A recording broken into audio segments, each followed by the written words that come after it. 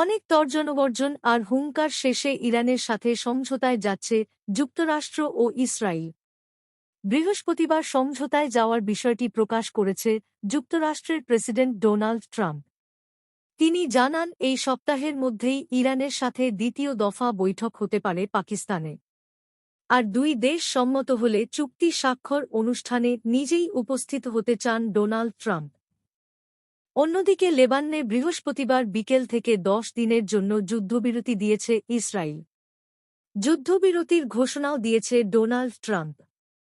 আগামী 2 সপ্তাহের মধ্যে ইরান সমর্থিত লেবাননের হিজবুল্লাহর সাথে হোয়াইট হাউসে দ্বিতীয় দফা বৈঠক হওয়ার সম্ভাবনার কথা জানিয়েছে ট্রাম্প।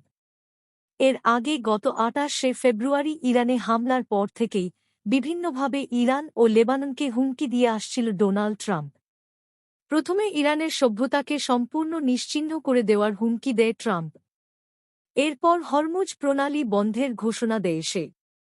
এসব কর্মকাণ্ডের শুরু থেকেই বিরোধিতা করে আসছিল বিশ্বের প্রভাবশালী দেশগুলো।